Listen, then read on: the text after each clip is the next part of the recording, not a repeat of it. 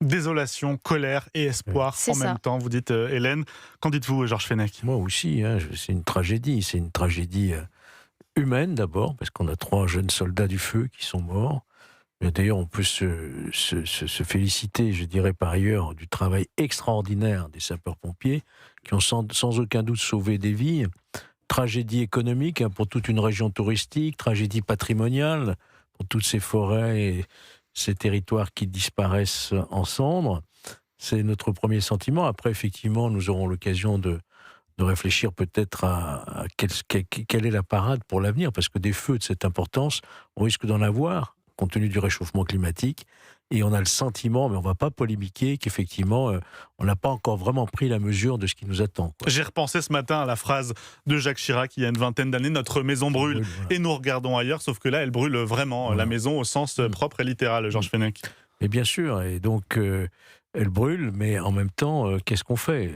Est-ce qu'on regarde ailleurs ou est-ce qu'on se donne les moyens? C'est très bien, la M400, c'est ça l'avion qui La va arriver? 400M. La La 400M, 400M, avion c'est parfait, mais militaire. on voit bien que ce sont des mesures un peu d'urgence qui sont prises comme ça en pleine crise, et nous ne disposons pas encore d'un plan véritablement national pour être prêt face à ces incendies monstrueux.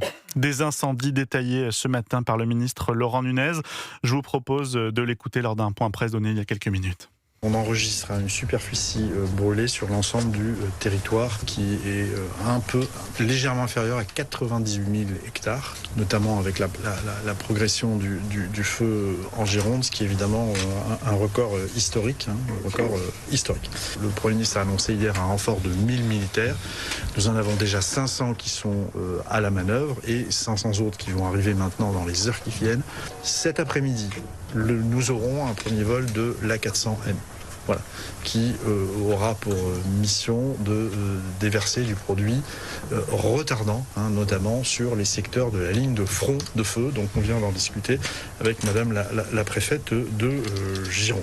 Et donc on est maintenant sur ce secteur à un total de 167 000 personnes qui ont été évacuées. Laurent Nunez, le ministre de l'Intérieur, lors d'un point presse ce matin. Laurent Nunez qui se dit rassurant. Est-ce que vous êtes rassurés l'un et l'autre?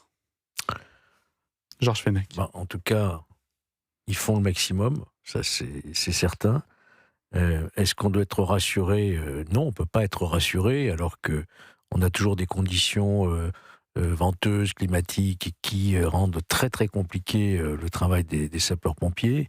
Quand même presque 200 000 personnes déplacées, vous vous rendez compte? C'est loin d'être terminé. Et puis la grande ville de Bordeaux qui est à côté, et on n'exclut même pas que le feu puisse atteindre cette grande métropole, donc on ne peut pas être arraché. Moi, j'ai une seule question que je me pose depuis hier au moins. Comment se fait-il que, alors que nous avons des sapeurs-pompiers épuisés, qui dorment très peu la nuit, comment se fait-il alors que notre pays, je crois, dispose de presque 200 000 pompiers, des pompiers beaucoup volontaires, pourquoi on ne les mobilise pas? Pourquoi les SDIS, tous les SDIS départementaux qui ont les mêmes doctrines, les mêmes façons de travailler, les mêmes engins, ne sont pas mobilisés sur le secteur aujourd'hui?